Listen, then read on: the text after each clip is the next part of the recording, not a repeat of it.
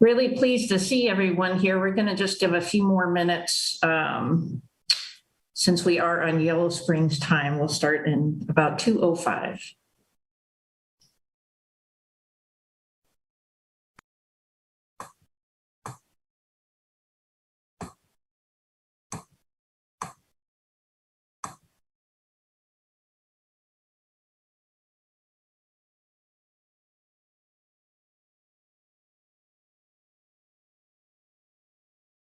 Folks introduce themselves in the chat.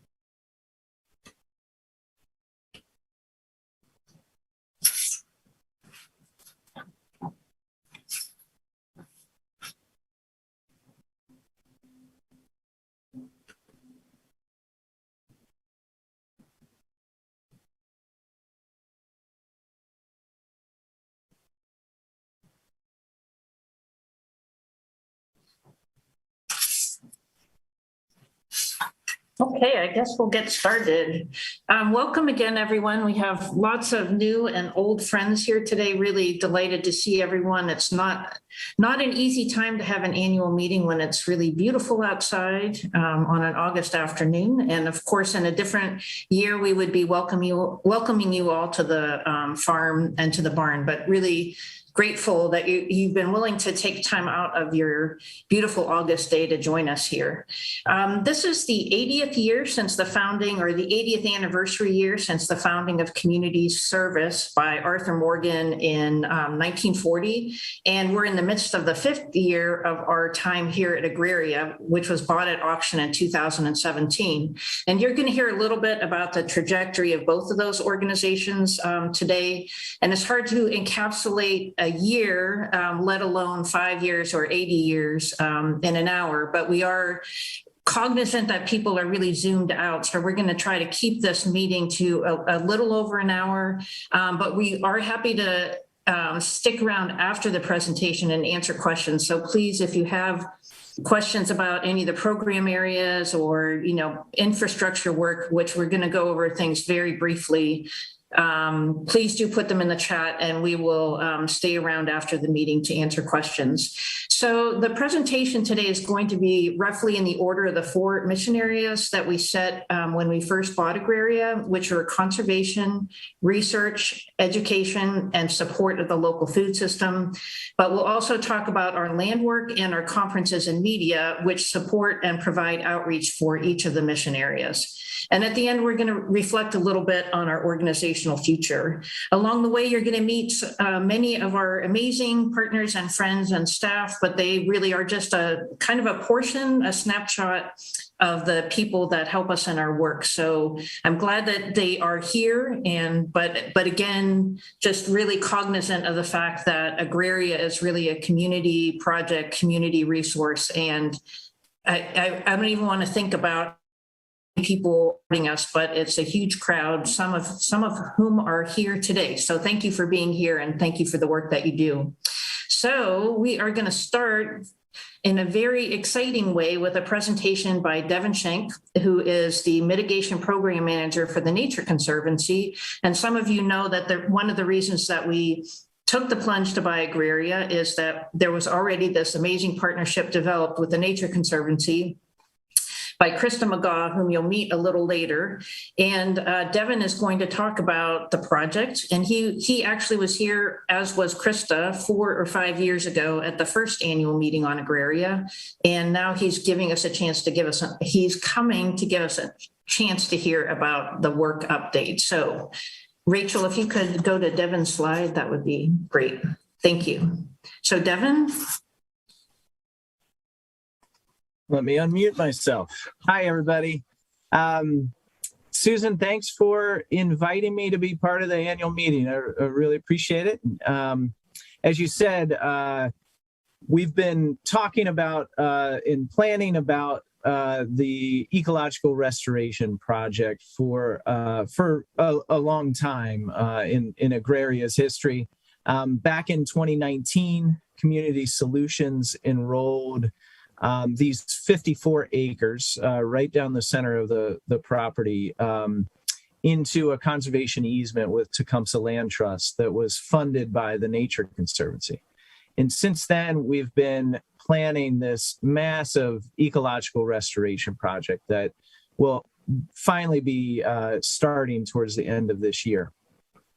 The conditions of the streams and wetlands and land within this easement area are primarily due to past agricultural practices that heavily impacted the land. The forests were cut and removed. The soils were drained, tiled. The topsoil was compacted and lost due to erosion. The wetlands were largely erased from the landscape, and the streams were deepened, channelized, and straightened, which means that the groundwater and groundwater recharge has been very slow, and the streams dry up, even dry up in the summertime. Invasive species like honeysuckle have just flourished on the property. We found an aerial photograph from 1969 that showed the property kind of like a moonscape. Everything was tilled. Very few trees were present and growing on the property. So this ecological restoration project is going to restore and enhance the streams to provide new and improved aquatic habitat, improve the water quality, regulate the watershed's hydrology, and capture the runoff so that when it rains, it stays in the valley longer and recharges the groundwater instead of rushing off the land. Project is going to restore high quality wetlands and wetland buffer habitat, which will also greatly expand the valuable habitat that here on the property. And it will provide a diversity of restored habitat features within the streams and wetland complex that we're going to develop, and along with the forest buffers. And it will establish and improve connectivity and habitat corridors within the village of Yellow Springs Green Space Initiative. And all of that comes with an endowment for long-term maintenance and restoration on the site. So in total, the Nature Conservancy will be spending about a little over $2 million in order to restore 9,800 feet of stream. So 1.7 miles of stream are going to be restored on the property. We're reestablishing more than 2 acres of wetland and restoring 54 acres into native regenerative forests. And of those 54 acres, 19 of them are we're working with Community Solutions to plant native forest species that focus on agroforestry production, selecting species that produce nuts and berries and fruits that will eventually be able to be harvested by the community. So the Nature Conservancy is really excited to be funding and planning this project, and for it to be incorporated within all the other amazing regenerative practices that are being put to use at Agraria. So we're really excited that it's finally, we're getting close to finally putting this all in place, and looking forward to getting to show people around once it gets started. Great. Thank you so much, Devin. Really, really appreciate your work. Devin's been enormously patient and very collaborative, and we've really so enjoyed working with him. And I should note that Devin's father, Jim Schenk, was on the board of Community Solutions a while ago, certainly pre my time, but we are also excited that he'll be presenting at our conference on water a little later this fall. So we're just so happy to have somebody who really understands Agraria's mission, who's working with us as our partner on this important project. So thanks, Devin, and thanks for joining us Sure. during a family day. Appreciate it. I forgot to mention at the beginning that this is also being streamed live on our Facebook, and it's also being streamed on the Yellow Springs TV. I'm not sure that you can comment if you're on the TV, but if you happen to be on our Facebook and want to add a question there, I believe you should be able to. Okay, so next slide, Rachel. This is just a little snapshot of some of the research that we have going on Agraria. If you're interested in any of this work, we are planning a field day on September 24th from 2 to 4, where you'll be able to meet some of these researchers and also see where the research plots are now. It's, in a way, I feel the research is kind of it's signature for us because it is an example of the kind of deep partnerships that we have started to forge with many college and local college and universities, as well as with national organizations like the Land Institute. You can see some of in the notes some of the work. I guess I would like to highlight two things. One is that in the bottom right-hand corner, Alberta Dempsey, who's a research lead, is standing near a sweet potato plot. And one of the things that we're excited about is that we'll have a volunteer day this fall to dig up sweet potatoes. And then, since part of the research is to explore what varieties of sweet potatoes are going to be fertile, fecund, productive during in climate change in Ohio. But part of that research is going to be also the taste of the sweet potato. So if you have any interest in doing some cooking volunteer work or tasting volunteer work with us, we'd love to have you. That will be late September, early October. And then the plot right beside Alberta, the bottom left, is actually the start of the second year of Sophium plants. Sophium is a perennial sunflower bred by the Land Institute, and they now look like sunflowers. If you come to Agraria and you see our sunflower patches, you'll see the Sophium. And we're so excited. The Sophium, again, is part of a research with the Land Institute that Wes Jackson founded, and he's been a longtime supporter of community service. So we're extremely happy to be working with him in this productive way. Next, we're going to have Alex Klug, who is our amazing land and farm manager. She's going to tell you a little bit about our food work. Alex. Hi, everyone. Can you guys hear me okay? Great. All right. I'm Alex, the land and farm manager at Agraria. And although we're not through the season yet, I'm happy to report on a really exciting year so far. In 2021, our team successfully completed one of our NRCS equip projects by constructing a 30 by 96 foot high tunnel over the winter months, which was really exciting.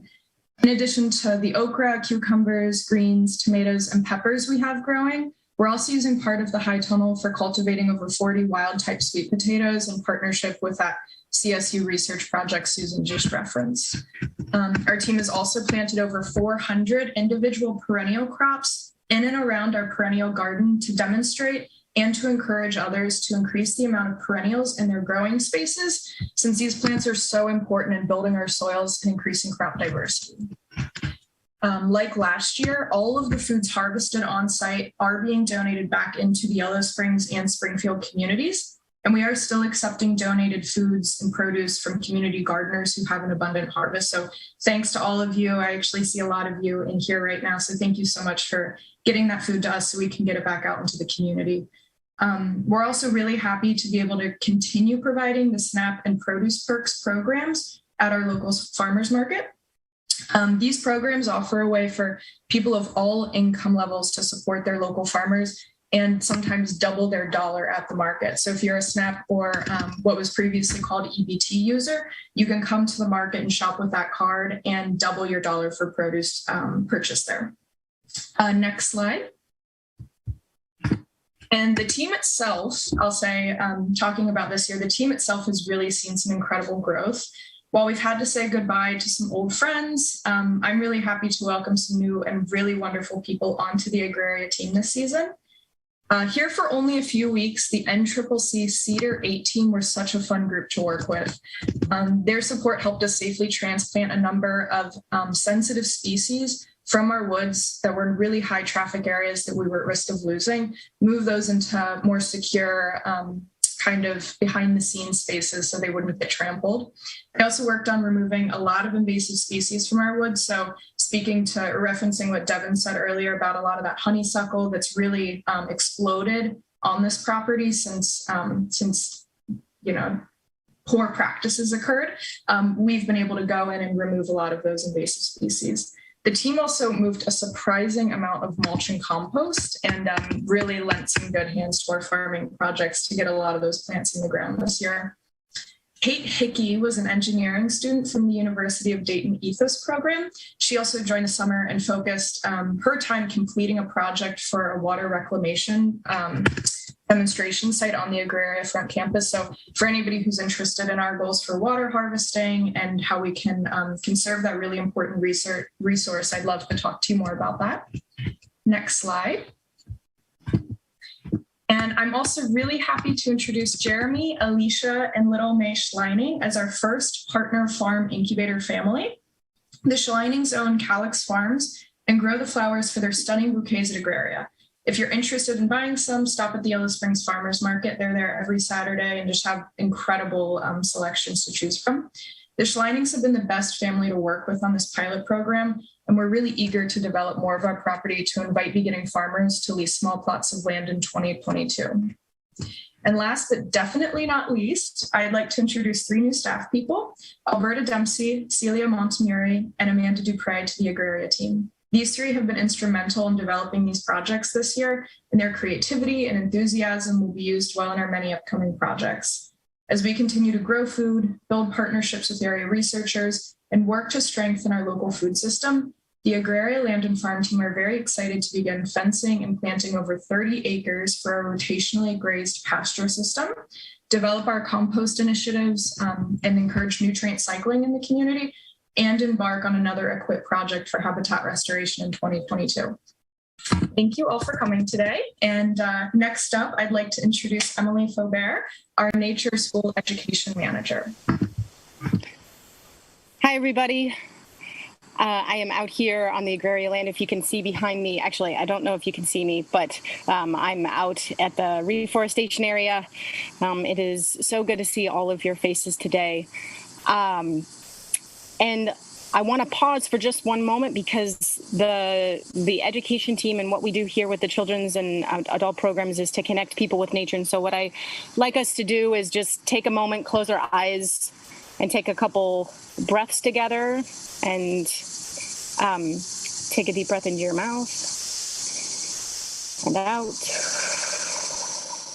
In through your nose. Feel your feet on the ground as you breathe out. And then cast your gaze somewhere outside. If you can see outside right now, a window perhaps, or maybe you are seated outside or you're at the door and you can open it. Just no need to get up, but cast your gaze out to something out on the land or in your backyard or on your front stoop and just say a little greetings and thanks to that nature. And now our minds are one with that connection. And that's what we do here at the Nature School. So I want to tell you a little bit about what we've been doing this year. So this winter, there was a lot of kids that needed to get outside. And so we held 3 different winter camps. In this photo, you see some kiddos out at what we call the Pirate Place. One of the creeks here has a beautiful stone that the kids like to play on, and there was ice, and so they were actively playing with the ice that day. And it was like just a wonderful moment to see all of these kids reconnecting and getting outside together this winter. Next slide, please. And then we moved into our spring programs, which saw a huge growth.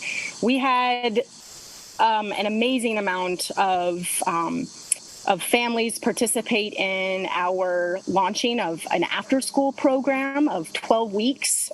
And 3 different age groups participated in that, from 5 years old to 14 years old. And we got to go out on the land. And a fun place that we would go to a lot is the Toad Village, or the Toad Place, affectionately known as. And it's a little spot on the Jacoby Creek where all the toads came to breed. So we got to see throughout the whole spring, the entire mating, laying eggs, and hatching out, and disbursement of the toads. So here is one of our homeschool programs doing some research on the toads one day. We also had a forest family program that was full. All of our programs were full this spring. It was a really heartening spring to be here and out on the land. Next slide. Oh, yes. No matter what it was, where we'd always want to go to the creek. This land is magical and special with these creeks on it, and the kids know it. They were in the creek with wet boots, even in the cold in the cold months. Next slide. We also have school groups that come out. So I'm speaking on behalf of all of our education efforts here at Agraria, not just the nature school. And so this is the Miami Valley School Residency. The middle schoolers and high school students from Miami Valley came and visited Agraria, and they did an immersive study on soil health and biodiversity, and they also got their hands into the soil by tending to the chickens. Here, a couple students are pulling our chicken tractor to a new spot and location. Thank you to all of those hands and work on that, and also in removing invasive species, or what we call here OOPS plants, out of place species plants. Next slide, please. Another fun thing that we've been able to do this spring and summer is, as we're getting and growing new staff, we are doing trainings all together and skill shares. And so this is a photo. Sorry, it's a little blurry, but you can get the gist of it. We've got some ice cube trays. We're going down to the creek, and we're catching tiny little macroinvertebrates, bugs and insects that love the stream. And we can tell a lot about the stream health just by studying these bugs. And that's what we did. And we trained our staff in that so that they can teach out to the school groups and our nature school programs that come through Agraria. Next slide. Oh, this is one of the most exciting programs that we've launched this spring and summer. Kids in New Directions is an organization in Dayton. Shout out to Tim Honchel, who's the director there. He really was instrumental in helping this program get going. What is this program? Well, KIND, Kids in New Directions, is an after-school program for inner-city youth in Dayton. And we were like, how do we get them out to nature? How do we get them access to nature? And Tim was super helpful in sharing his kiddos with us. So this spring, all of, most of them, I think 25 kids came out to Agraria, got to see the place. And here they are in Jacoby Creek, just loving it and getting soaked. And then 14 kids signed on to come, and many more wanted to. But we had a van that we now have and are able to transport students from Dayton to here, and they come. They're now they just had their 4th visit yesterday, and they'll come for 5 visits, a total of 5 visits over the course of the fall or the summer. And we're really looking forward to more programming with KIND. Next slide, please. Okay, so our summer camps, we had a new summer camp this year, which was a family camp out, and here's some kiddos that are walking through our fields. It was a beautiful, magical camp out with songs and stories around the fire, and just seeing these kids later that night, they were catching fireflies, and it was beautiful to watch. Okay, next slide. Yeah, talk about community regeneration. That family camp was just outstanding. It made my heart glow for about a week afterwards. So now this, we had the summer camps, other summer camps. We had 6 camps over 3 weeks, and then plus the family camp. And we learned a lot, and we grew a lot as an organization with the summer camps. And this is one of our camo camps where the kids we were actually like sneaking through the grass, camouflage, trying to sneak up on another group. Lots of fun and smiling and play. Next slide, please. Now, the big map out. This was fall of last year and into the spring. We had an amazing program that really was championed by Meredith Florkey and Sarah Amin, who will be receiving our Community Regeneration Award later on this call. And so the big map out was a K-3 initiative with Mills Lawn Schools that was a huge success that got kids out weekly to map out their outdoor spaces and connect with nature. And you see here on the slides, this was our showcase here at Agraria in April, where kids got to bring their families in a staggered schedule to see all of the good work. And there's Sarah, with her 2 kids on the right, that are bringing their maps very excitedly to the barn to showcase. And that, ladies and gentlemen, is a lot with the education team, and thank you so much for listening. And now I'm going to hand it over to Kat Kristen, who is our farm education manager here at Agraria. Thank you. Thank you, Emily. Hi, everybody. Thanks for being here today. I'm excited to share with you today about our pilot program, the Regenerative Farmer Fellowship.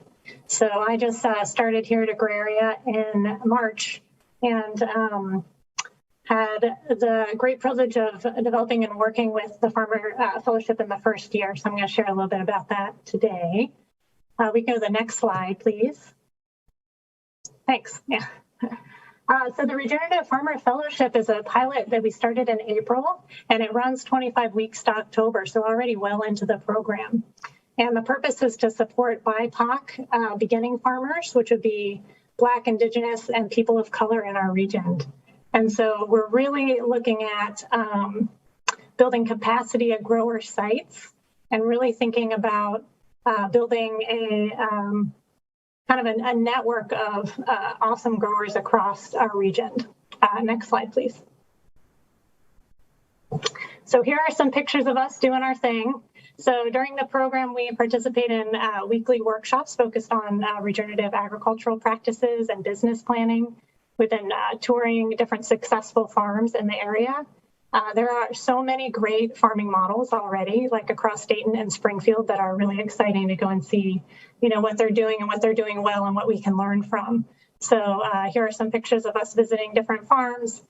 In the top right is our seed starting workshop.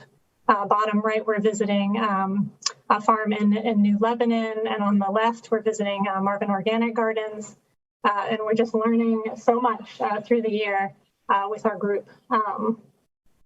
So the other, we're also making connections and networking with other growers in this way. So it's really a program that can be really keyed into the needs of the growers, because we're such a small group. So that's one of the really exciting and unique things about this program.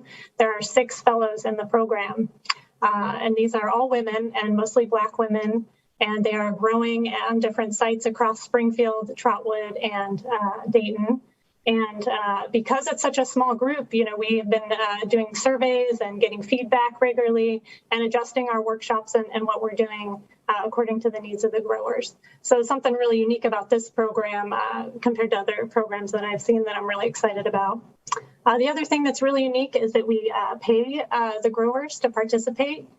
So then they can really focus on developing their own capacity and knowledge to do their own programs in their own farms. So I think that's really exciting too.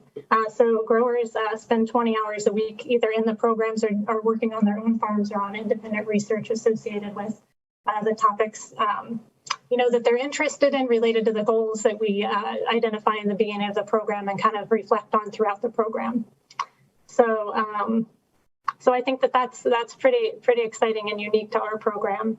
It is a program that's in partnership with the Nature Conservancy and Central State University. So we've been working closely, kind of in terms of a partnership. The Central State University also has a beginning farmer program, and we've been sharing resources, and sometimes their extension folks come out and talk to our group too. So that's been a really exciting partnership and bonus for our program.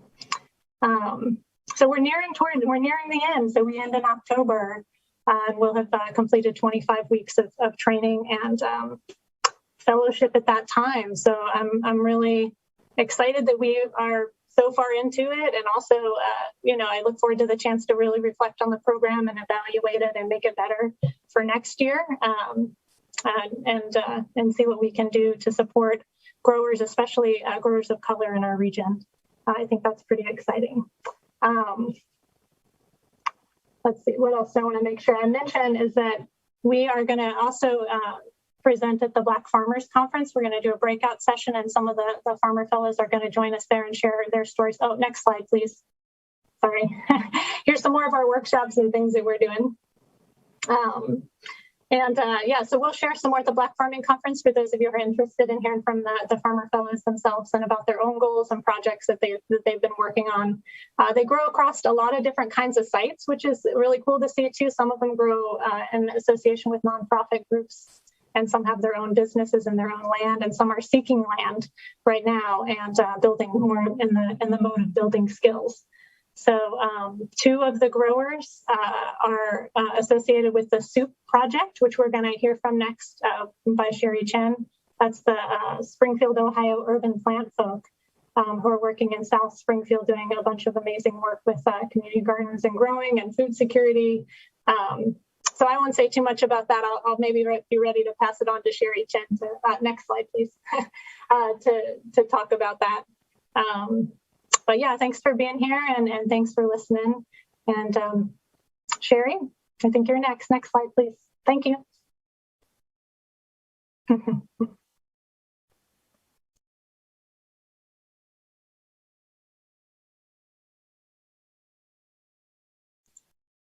Sherry, are you here today? I thought I saw you earlier. Sherry? I see her. Sherry, you're muted.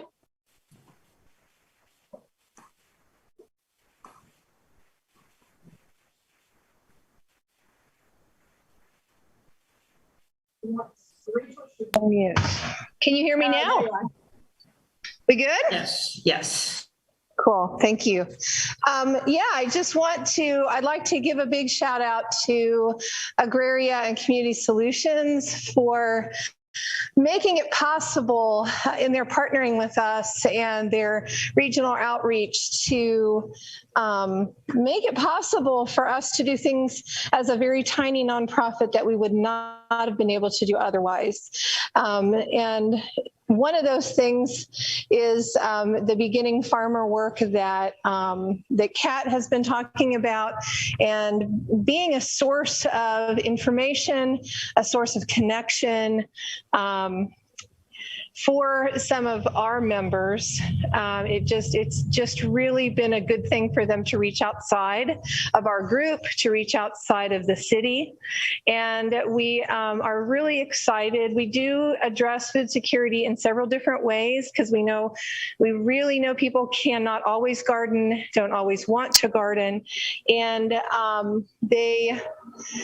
Well, we end up doing several cooking classes. We do some gardening.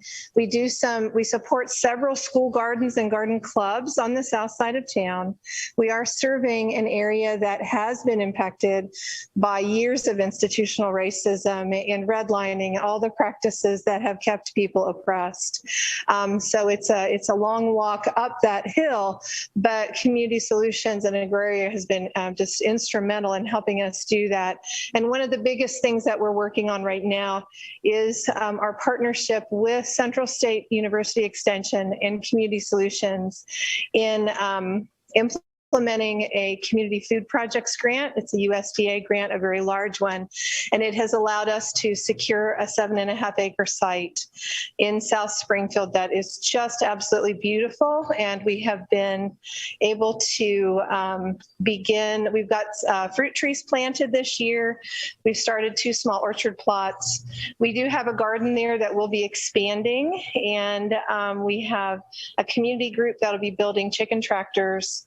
And we will be putting up a hoop house, and there is also a house on site that will allow us to have a resident caretaker and where we can do education events. So we're just starting on that. It's a 4-year project and are very excited about it. And it just wouldn't have been possible without our partnership. And I just can't say thank you enough.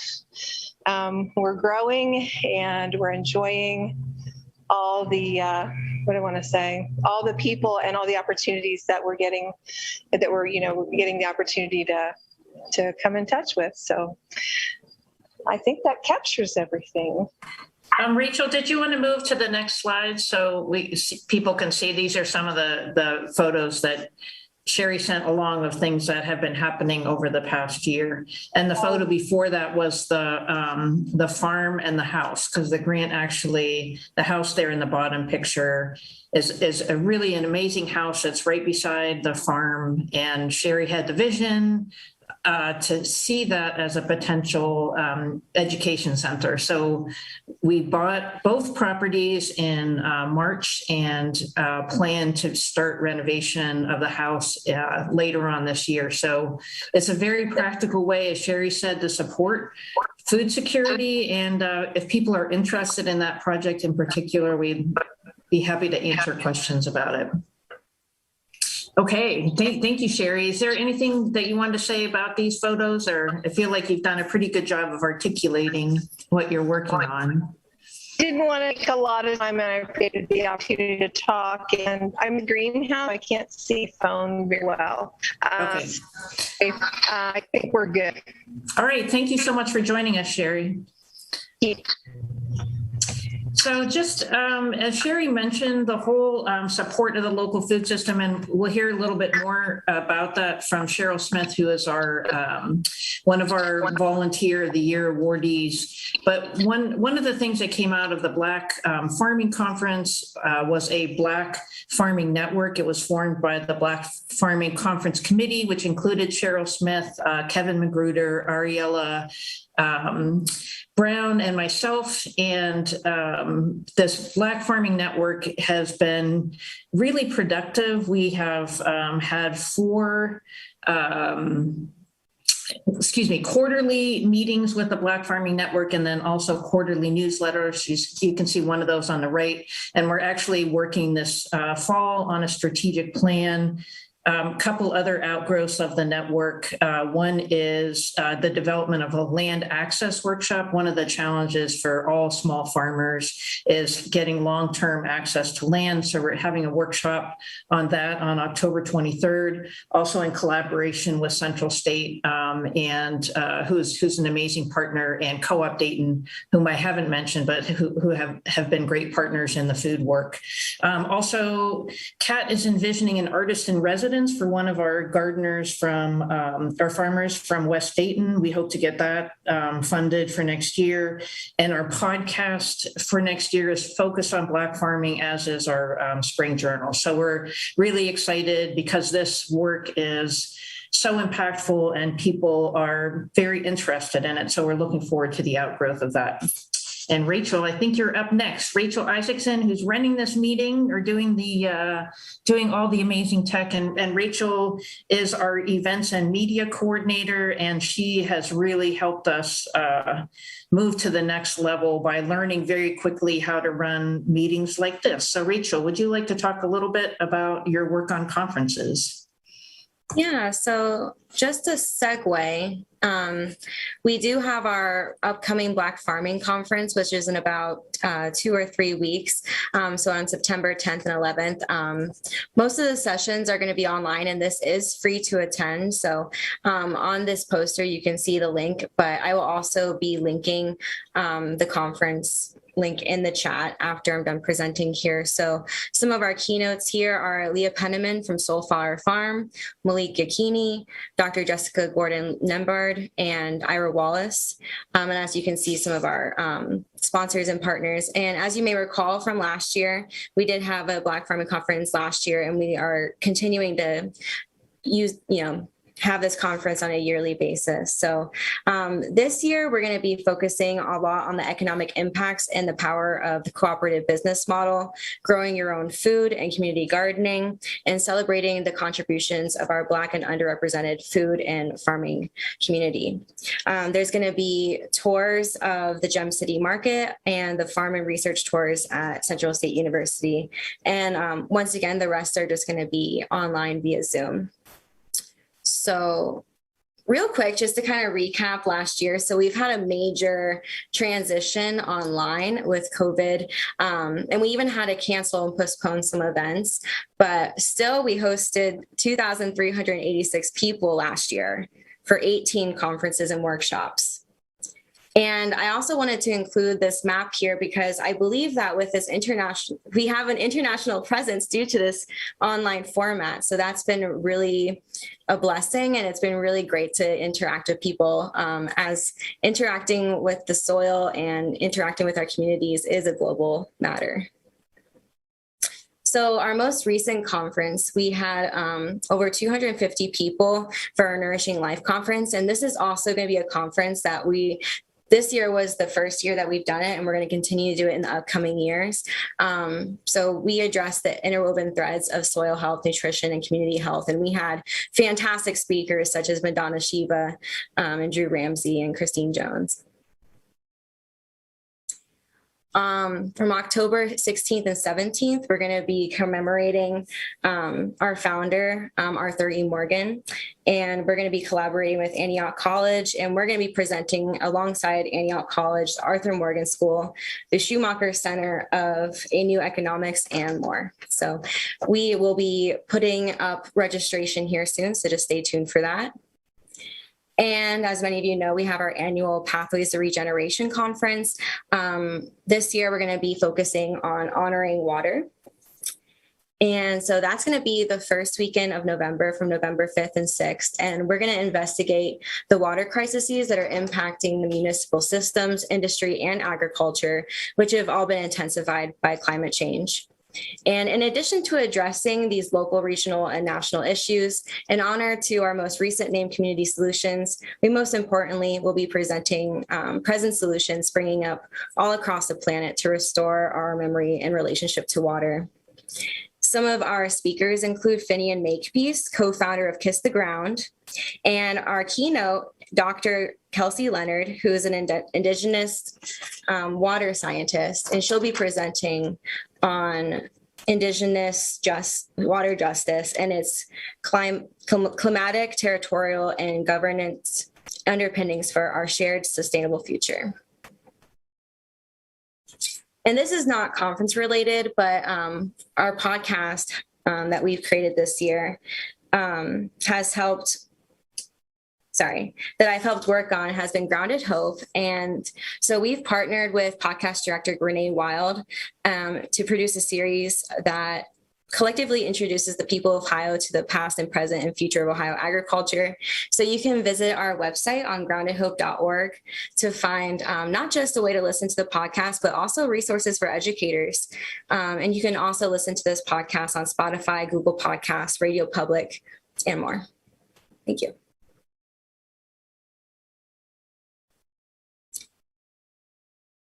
So I think it's going to be Susan here who's going to be talking more about our media work.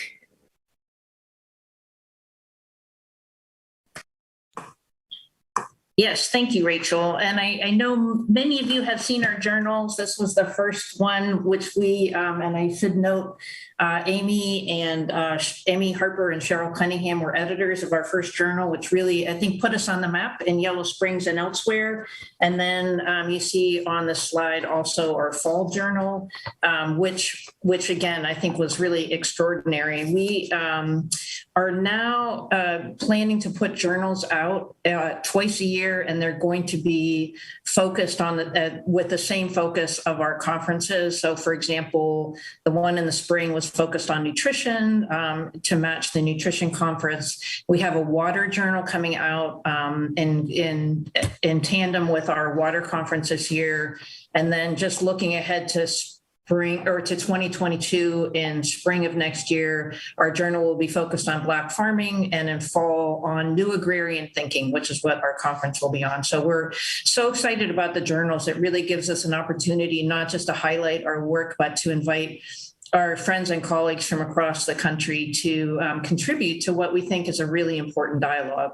So, and then on the right, you'll see Matt Morgan and one of his crew. We were so grateful that Matt, who was in Yellow Springs doing some film work, gifted us with 3 full days of filming. So he and his crew were here at Agraria for 2 days and 1 day in Springfield. So with any luck, you'll see some of that footage at the Black Farming Conference. And then we do hope to really up our video presence over the next several years.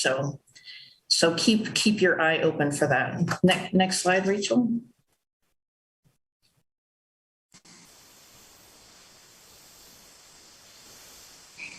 Great. Now we come to the really exciting. I mean, that was all exciting, but we're so thrilled to be presenting 6 awards this year. And each of the people or couples, in the case of Pat and Faith, have been such amazing contributors to community solutions and Agraria. And I think whenever we reflect on our work, we recognize that we would not be able to do 1/10 of what we're doing if we did not have really incredible volunteers, board members, staff, friends. I mean, they make, even though we're small, we can be mighty in some of our undertakings just because we have incredibly committed and intelligent volunteers and friends. And so I would like to start and put in that category Cheryl Smith, who is an amazing person, Yellow Springs person.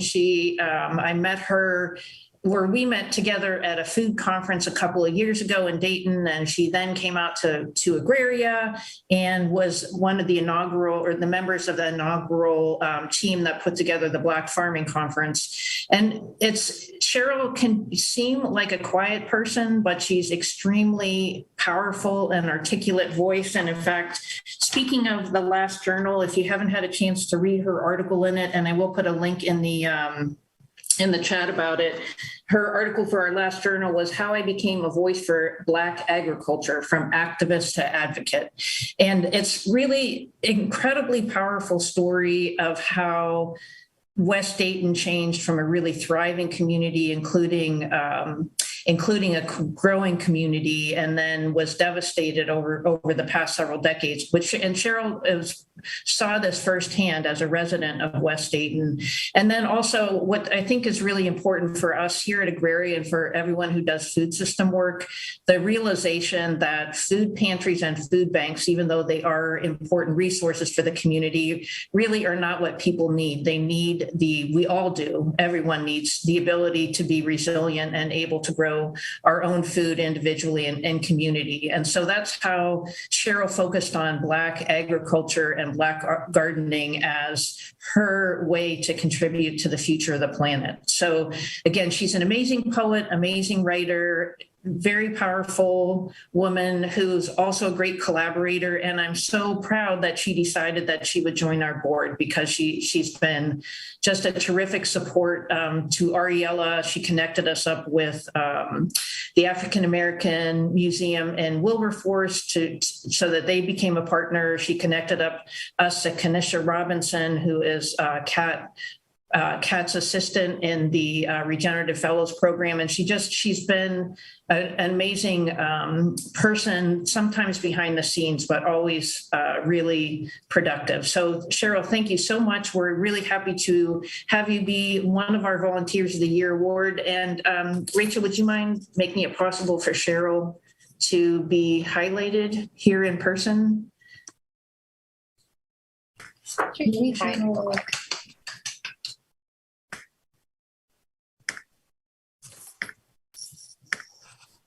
Okay, you should be able to unmute yourself now.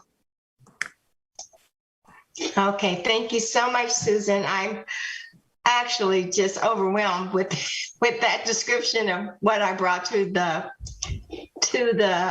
committee. I feel like I have received so very much more than what I've been able to give. I have longed for an opportunity for African Americans to reconnect with the land. I feel like we were decimated in so many ways, racism, districting, redlining, and all that thing destroyed our ability to own land. And then there was this dichotomy with the rural and the urban communities that I also saw as a fatal flaw in how we move forward. For West Dayton to go from a flourishing community to a food desert was devastating personally to me. And I'm so grateful that Susan invited me into this. And I'm just amazed at what's come out of it. The Black Farming Network is an ongoing opportunity for us to continue to grow our relationships with rural people and with farmers, as well as urban growers that are very anxiously trying to fix what's wrong in the Black community. And I just can't say enough for the wonderful people that I've been working with. I'm really excited about this conference that's coming up. I personally have almost completed the Soul Fire Farming While Black, and Leah Penniman, and her work is so inspirational that I just like to incorporate so many of those things here in the area. I'm very much a novice. I grew up in a neighborhood where everybody gardened. My grandparents both came from rural Alabama, but my personal hands-on work with the soil is very limited.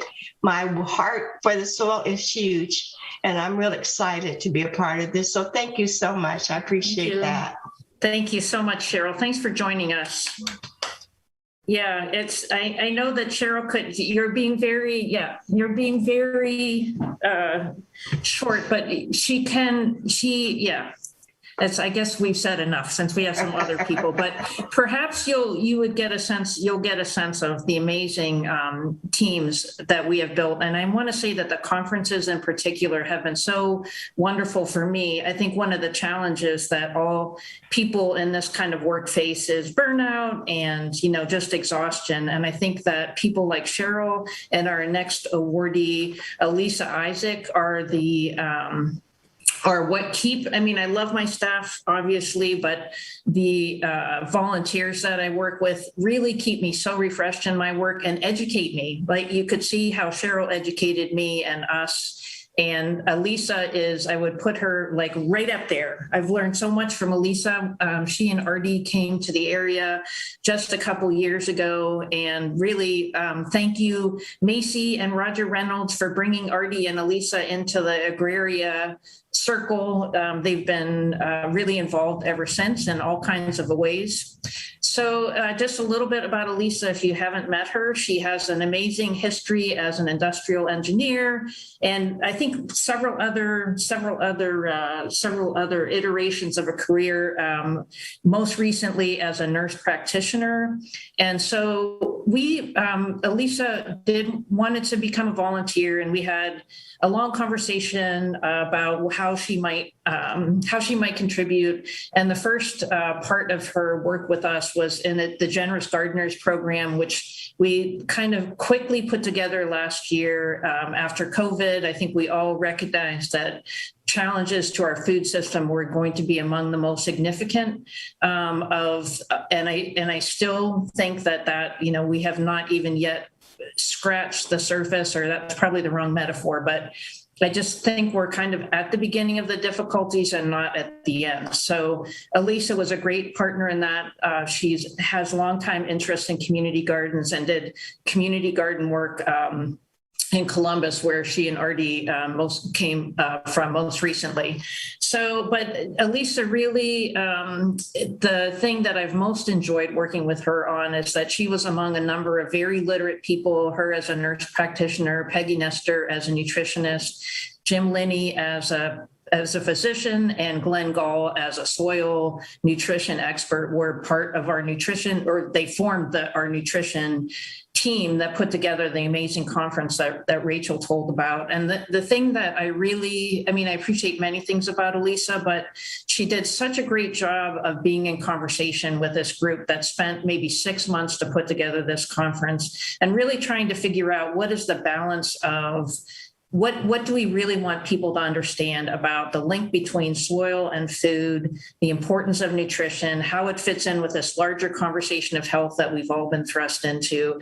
And I feel like Cheryl, Elisa's extremely powerful and articulate, but then also like Cheryl, she's a real collaborator. So it was often very quiet kind of suggestions about the different people that we needed to bring to the table. And Elisa also, by the way, I'll come back to the nutrition piece. She led a reading group for a number of young Yellow Springs people on stamps from the beginning. And racial justice is a real passion of hers. And she made sure that in our conference that we really looked at racial disparities in nutrition, which are huge and hugely important conversation. So, and yeah, for all those reasons, Elisa, I'm so thrilled that you're here. I'm so thrilled you're part of our family. I'm really so excited that you're joining our board. And I guess I said that Cheryl's on our board too, but you can see also from these two women, the quality of board that we have and are creating. So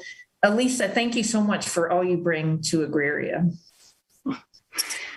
Thank you, Susan. Thank you, especially to the whole Agraria team, the staff, the VISTA members on the staff, all the volunteers and donors. And it's just a joy and a learning experience to volunteer for Agraria. And I wanted to say especially congratulations to Cheryl. Cheryl, you have taught me so much about the regenerative practice of anti-racism. And I want to thank you. And I look forward to working with you. Thank you. Thanks, Elisa.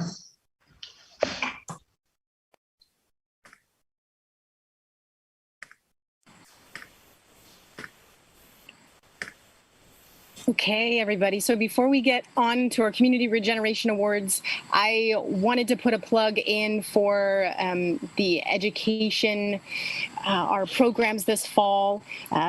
We are also looking at the Nature School to bring on a volunteer or a few volunteers this fall for being a nature education mentor. If you're curious about those opportunities, you can contact me. I'll put my email and phone number in the chat. Also, we still have spots open this fall for our programming for the after school, the homeschool programs, and our forest family programs, ages 5 all the way through teens.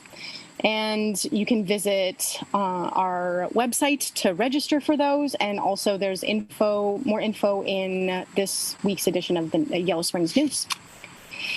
Okay, and without further ado, it is my great pleasure to talk a bit about Sara Amin and Bethany Gray, who are both receiving the Community Regeneration Award today. So first, Sara Amin, I couldn't help but put this picture of both of us in there just because I loved the collaboration with you this year. Sara, if you don't know her, has 23 years of elementary and middle school teaching experience in Springfield and Yellow Springs, and not just teaching experience. She is deep into deep learning practices in the arts and project-based learning, and is a mentor, a coach, and a leader in project-based learning, or PBL, development. And that is district-wide and also here in Yellow Springs. And she is also the co-president of the Yellow Springs Education Association.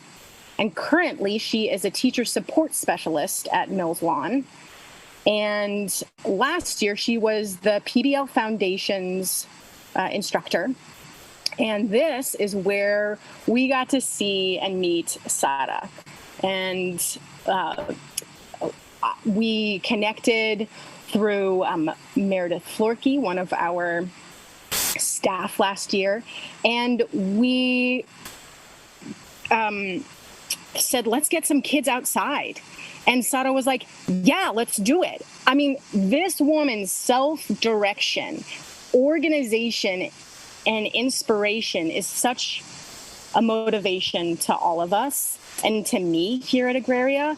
The fact that you went and ran with our curriculum that we developed over the course of the full year. So it was 25, 26 weeks, right, Sara, of lesson plans designed to get these kids that were on Zoom at the time outside and interacting with nature and each other through sharing the stories of what animals are in your backyard, what plants are in your backyard, the water, the birds, the wildflowers.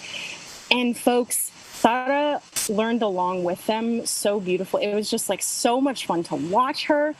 And without her, this project wouldn't have happened. And we have seen a change in, and I'll let Sara speak about this a little bit, in not only the kids, but the teachers at Mills Lawn and the community at large, with more families going outside and enjoying nature. So what I'll do now is, I'll let you speak, Sara. We'll do one at a time. And then, so it's my great honor and privilege to present on behalf of Agraria, Sara Amin with the Community Regeneration Award. Thank you, Emily, so much for all those kind words you said. Working with Agraria last year really was, it was really exciting for me.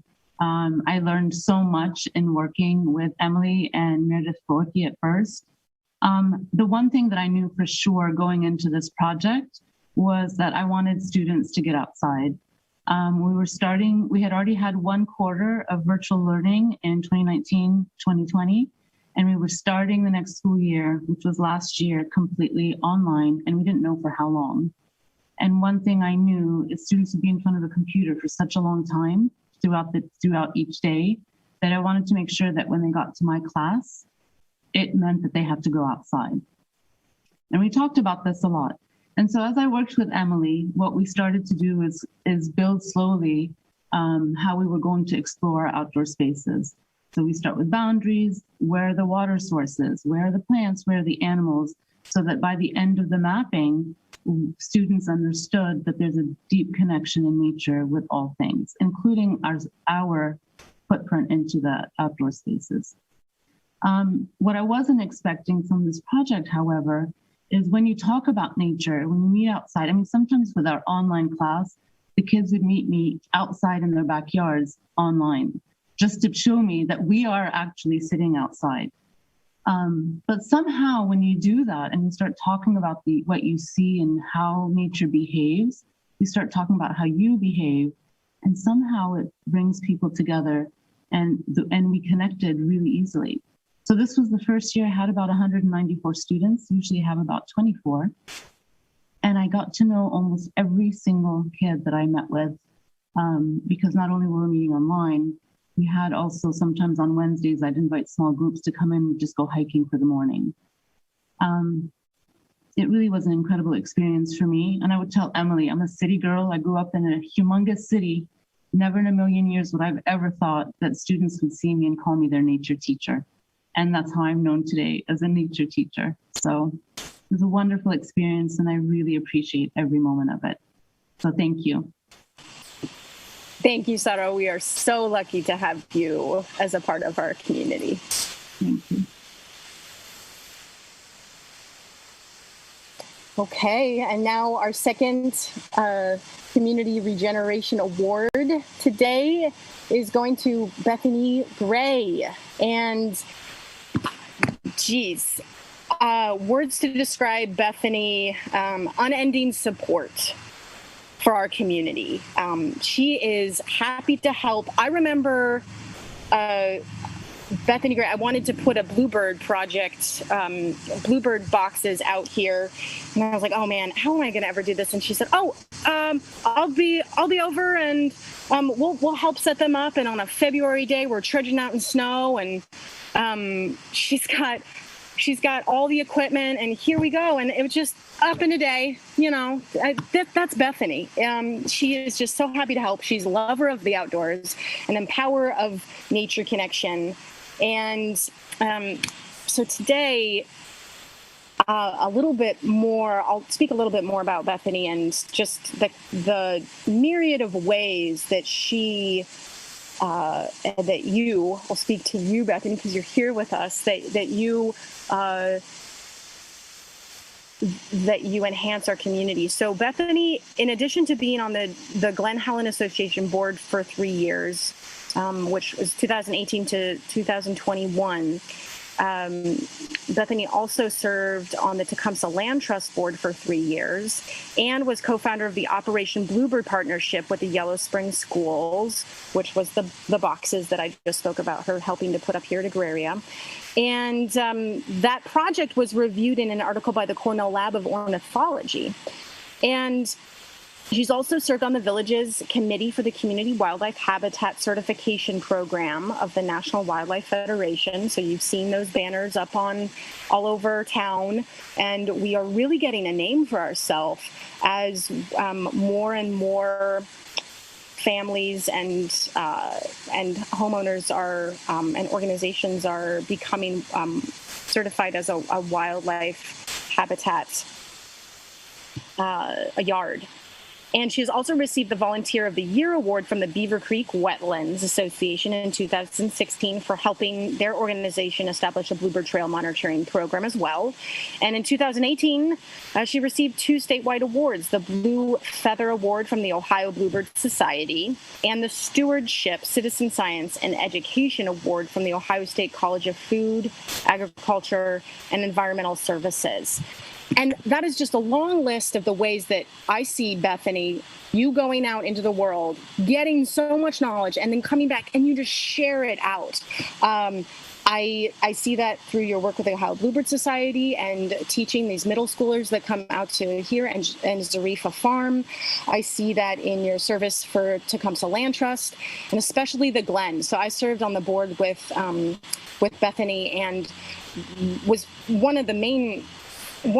one main reason why I wanted to make sure that you received this award, Bethany, is your presidency on the Glen Helen Association board during the 2 years that the Glen Helen Association acquired the Glen, and that transition. And I mean, folks, Bethany was spending countless hours a week volunteering her time to get the paperwork done and get everyone together. And we got such comprehensive lists for the board meetings of all the paperwork. And I mean, this woman is a superhero.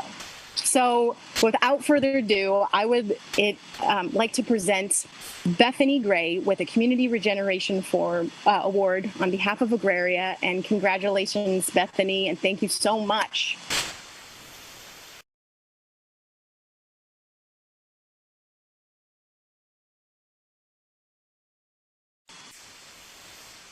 Bethany, would you like to say anything? Yes. Can you hear me now? Okay, good. Sorry about that. Well, thank you, Emily. And as Emily said, those are very kind words. And it has been some extraordinary past few years, and it's been great to serve with Emily in that capacity. And I just wanted to say that no one person, of course, does a project alone. And no, of course, no one person is able to do it, something like the acquisition of Glen Helen alone. So I represent a lot of people in that regard, and especially all of you, the community as well, that stepped in during that time. And so, you know, we had some challenges with the pandemic thrown in our mix, and we did the best we could, and couldn't imagine the community with, you know, Glen Helen being shut down in some way, or not being able to at least get a chance to continue in that regard, and lose that momentum. So we were happy that, you know, we were in that position at the time to be able to help and to do something. And I also wanted to say one thing to you about your Agraria work. Having grown up, born and raised in Springfield, I'm very excited to hear about your work in South Springfield. So I'll be following up with you more to learn some more about that. Very interested. Thank you. Thank you so much, Bethany. Yes, I would really like to echo the congratulations and gratitude to both Sada and Bethany. Really, again, representative of the amazing collaborative, smart people in Yellow Springs who helped to make this community just incredible to work in. So thank you so much for bringing your passion and joy to Agraria and all the young people who are here. And I remember that February day. And Jordan, we should give a shout out to Jordan. I remember you guys. Hey, Jordan. I just remember that day when you both came out to put up the bluebird boxes. So thank you so much. Okay, Rachel. Well, from one powerful group of women to another, I didn't realize we were all women. I'm glad Pat Murphy's here. So Krista McGaw, I know everyone here knows and loves Krista, and you've probably heard that she is retiring from Tecumseh Land Trust on September 1st. So next Wednesday, I guess, next Thursday. She has been part of Tecumseh since 2001. Serves as their first, or serving as their first executive director, and incredibly impactful executive director. From the Tecumseh website, it says that she has helped to preserve over 33,400 acres and 44 stream miles. So that's an amazing achievement for anyone. And it's not just the preservation that she's worked on. As all of you know, Krista's really tireless about educating people about the importance of local food and the preservation of farmland. I joined Community Solutions in 2014, and Krista was one of the first people I had lunch with, and we've had lots and lots of adventures together. And the most important one for me was the adventure that started when she came to speak to our soils conference. It was our first soils conference in 2017. It was really a great conference, I have to say.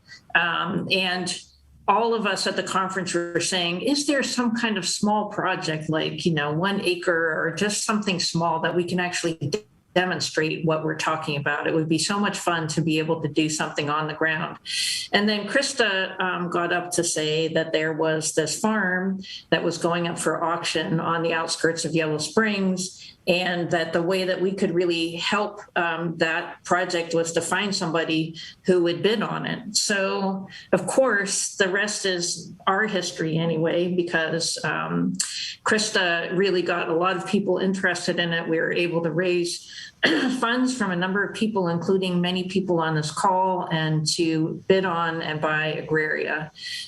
So since that time, so Krista's really a founder of Agraria. She really not only alerted everyone to the farm going up for auction, but then really was tireless in educating people about the importance of preserving this piece of land. She also had connected us up to, or connected the Nature Conservancy up to the Jacoby Creek project. So we sort of came into this project with our partners and supporters already at the table. So that really made it feasible for us because it was really such an enormous leap for our organization to buy 128 acres when we didn't have the money in the bank. We were not farmers. I mean, the list of reasons why this should not have succeeded are extremely long, or is extremely long. But Krista really helped us get Agraria off the ground.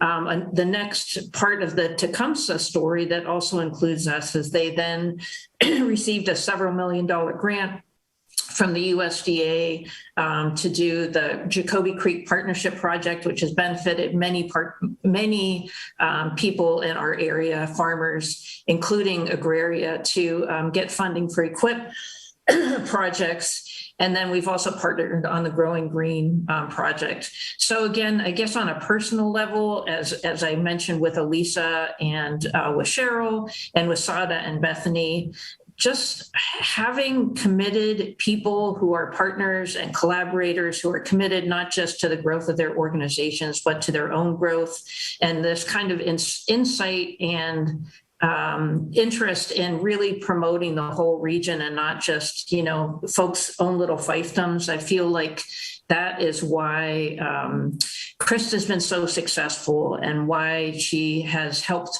or how she's helped to make Agraria so successful. I'm excited about Michelle Burns taking over Krista's position because Michelle is also amazing. But Krista, you're really going to be missed, and I want you to know that we owe you, and we'll always have that sense, the deep sense of gratitude for all you did and all you do to make Agraria thrive. So thank you so much for joining us, and we all hope you get at least a little bit of a break in your retirement, but who knows?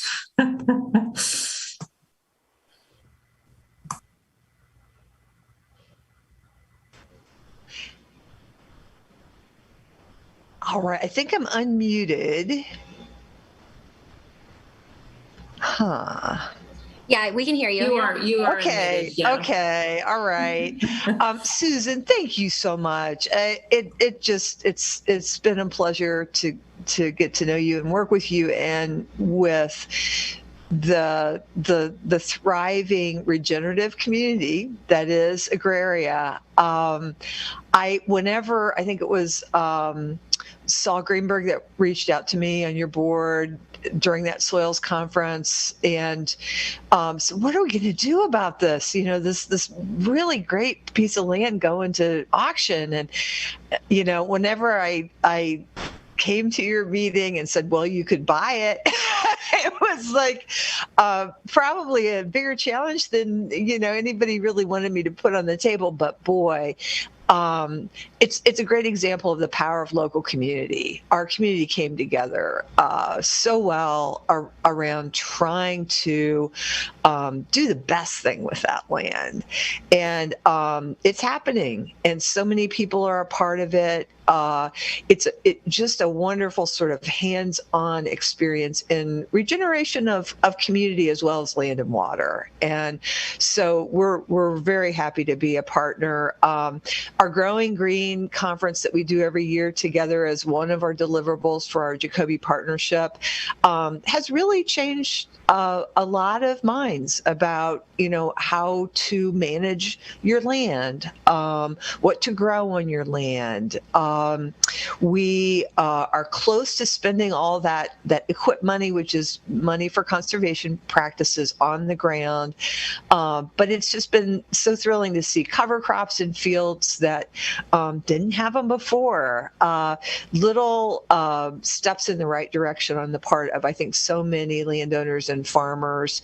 And what you're doing is a full dose of I think what a lot of people really want to strive for in the way they take care of their land, but the way we take care of our earth.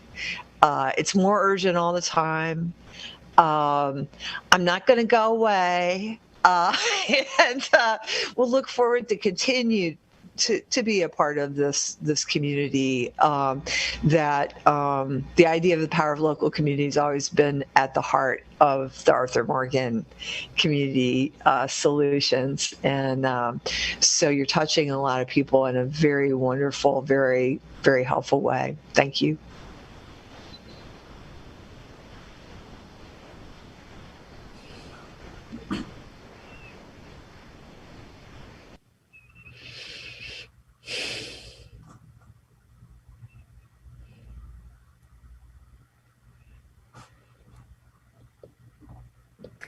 Sorry, just a moment.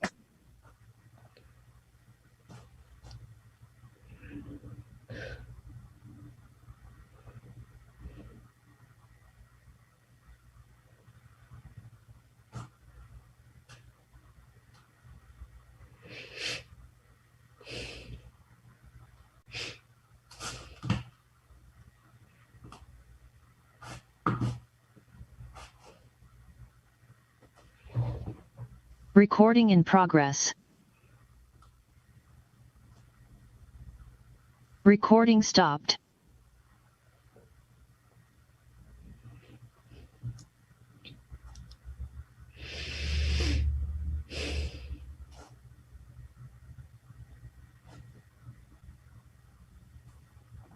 Rachel, did you want Megan to start now?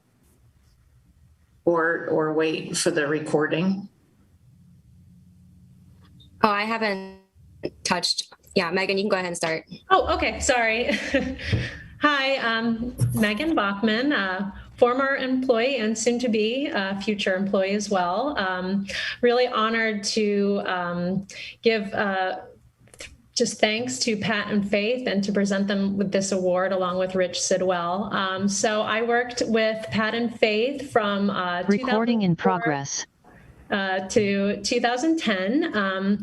They took a chance on me. I just graduated from college and I had little experience and a lot of passion. So I'll always be grateful that they took that risk on me and brought me to Yellow Springs, where I ended up staying. So a few years before I came, Pat and Faith returned from California to lead an organization then known as Community Service, Inc., and really take it in a bold new direction. So Pat and Faith brought the ambition and the audacity to believe that this organization could have a national or even international impact. And we're continuing that work today. So they came in, gave us a new name, a new look, a new newsletter, and kind of were pioneers in this new movement called the peak oil movement.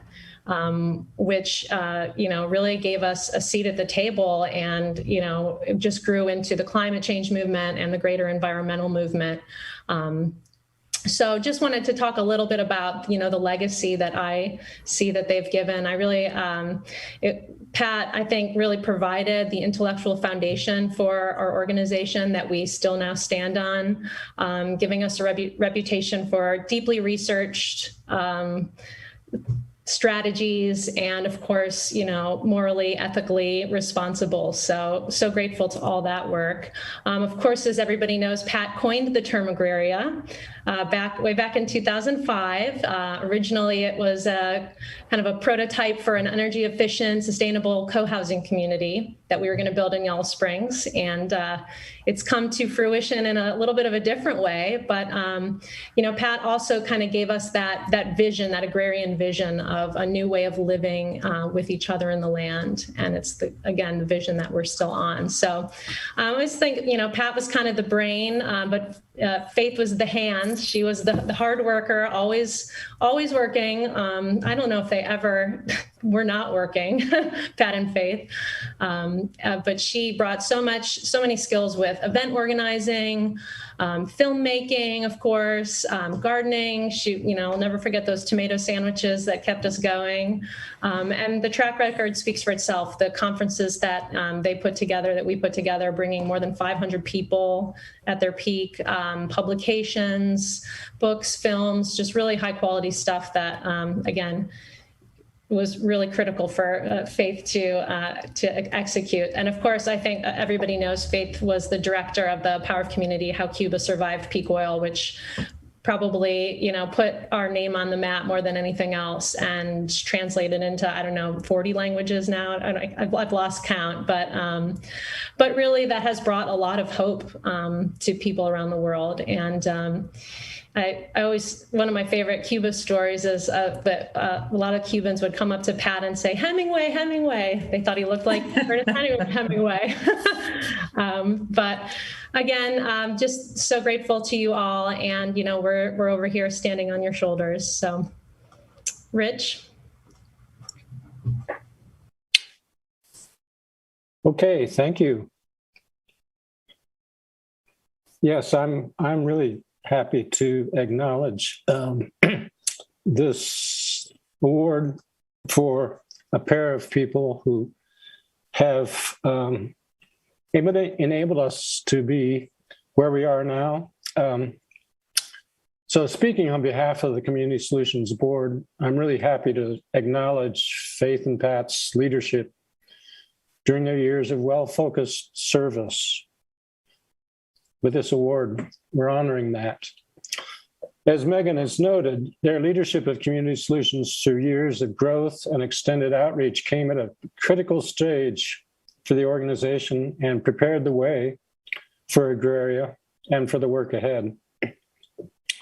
The Morgan legacy and values were not only preserved, but they were also promoted more widely than ever, thus having an increased impact. I'm personally grateful to Faith and Pat as well, since I, as head of school at All New Friends School in 2009, was a beneficiary of their good work and their generosity.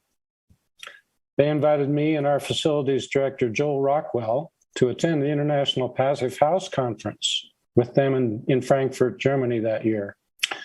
We four from Ohio constituted about half of the US representatives attending that year, along with over 1,200 from elsewhere around the globe. Faith and Pat knew, as we do all, how so often the abundance of resources we've had in this country has colored our perception about what it means to be living within our means. So this was but one example of Community Solutions under their leadership being continually ahead of its time in promoting better ways for us as humans to inhabit this planet. So it is with deep gratitude that we present Faith and Pat with this well-deserved award. At this time, I'm happy to, Faith, Pat, if you can unmute and speak up, we would love to hear from you. Congratulations. Well, yeah, this is very sweet of you and very thoughtful of you to do this, Susan and the board. You know, in 2001, Pat and I, after 9/11, heard Richard Heinberg speak. And that's the first time we'd heard of peak oil. And we both were like, well, of course, you know, fossil fuels are finite. And it just changed the course of our lives. And we were living in California at the time. And Community Solutions, or Community Service Inc., as Megan said, the board was considering laying it down. And Pat and I came back to work with Don Hollister and Richard Zoff and spent a year thinking what new direction could it go in. And we asked ourselves, Pat and I, in particular, what would Arthur Morgan do? He wouldn't be looking back. He would be, what's needed now? And that's how our work with peak oil was born. And then we met Megan's father, and he said, you should meet our daughter. And of course, that's how Megan came into the group. It's been a very, I never thought I would work in Community Solutions, and it was eye-opening and exciting and wonderful. And I'm really grateful for the opportunity, but also grateful that when it was time for us to step down, that Susan stepped forward and has taken it in this new direction. The old foundation, it feels really solid, and I'm very grateful. Want to say anything? Well, I'm sure I had some well-prepared things to say, but after going through this whole conference, I'm somewhat overwhelmed. I followed what goes on, but I didn't see the depth of it. And I was particularly thrilled to hear about the focus on racial justice, which is so critical to our country today. I could say a lot about what I've learned and some more praise for Susan for what's going on. but what I'm seeing this can really be an opportunity, maybe somewhat indirectly, but it's certainly in there in the essence of it, is to start dealing with the future of the way our society is going to be organized when we really try to seriously deal with climate change. The concept of starting all these small farms, I see us eating very differently 10 years from now, and I see housing to be very different. So I sometimes get a little discouraged about climate change efforts, but I can now see that in the local community, we have some organization here that's going to be a real leader in this area. And that makes me feel very happy. And thank you, Susan. Thank you, Megan. It was a pleasure to be here. And thank you all the good staff we've heard from today.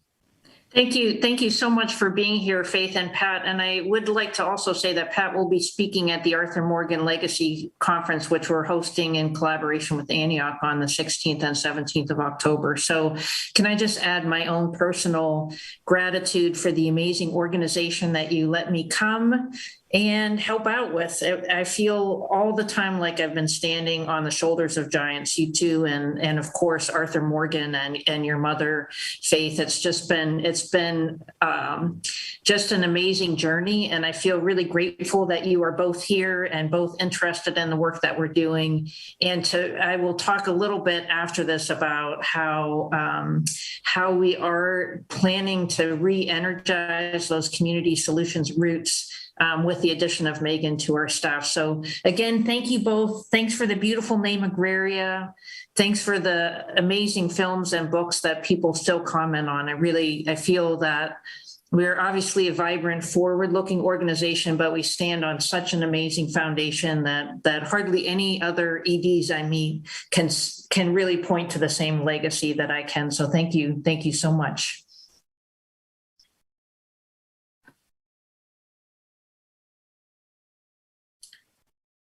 So we are obviously way over time, but honestly, it was really fabulous to hear from all our awardees. Thank you so much for all that and from the staff. I just wanted to briefly, we said we were going to talk a little bit about our future. And since we had Megan and Pat and Faith here, I just did want to note that Faith is joining us as Assistant Director within a few weeks. And her charge is actually going to be working with the Village of Yellow Springs as well as directing our media, so it's really going to give us the kind of organizational bandwidth and capabilities of re-engaging, which when we bought Agraria, I think our one concern was that people would start to pigeonhole us as an agricultural organization. And we felt really committed that once we got Agraria off the ground, so to speak, that we would be re-inhabiting the larger community solution space. And so I'm really excited to announce that really is the next part of our organizational trajectory. We're looking for offices in Yellow Springs for our expanded staff and really look forward to Megan bringing her amazing brilliance and skill set to energizing those legacy conversations. And Rich, you were going to wind us up or wind us down with just a message from the board and a little bit about how you see our future as the representative here from the board. Thank you, Susan. Yeah, I'll keep it short. Just want to reiterate the gratitude for all the work that's brought us in 80 years of history to this amazing point where we are poised to be more impactful, more beneficial than ever as we grow. So the legacy that Arthur Morgan, Jane Morgan, Faith Morgan, Pat Murphy, and now under Susan's leadership and a growing board, we are poised to occupy a space on this globe that is a voice that's being heard, that's going to be heard even more.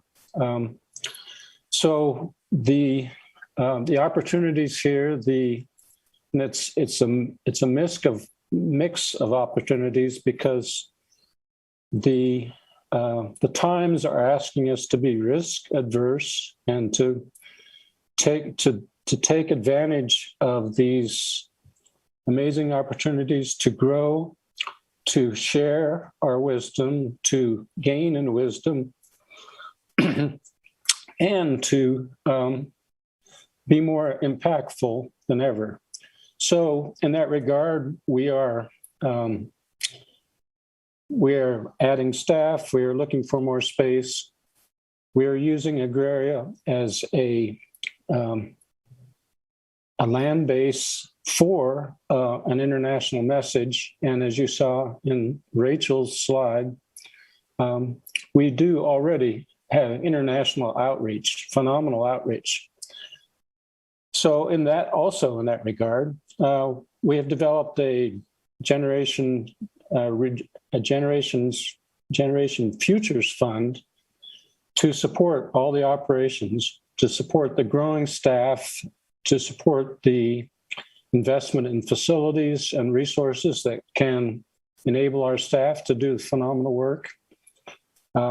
We are reaching out and getting considerable significant support for this growth, and we invite everyone to participate as partners, however you can, however you wish, in this growth, as we really step into a new, deeper, larger space as an organization and as an impactful organization. So thank you all. And as Susan and I think Rachel said also, some of us will stick around after we've closed this session, like we would if we were in the barn, excuse me, visiting, answering questions, and exchanging just really good connections. So if you want to stay on, ask questions, make comments, please do. Thank you.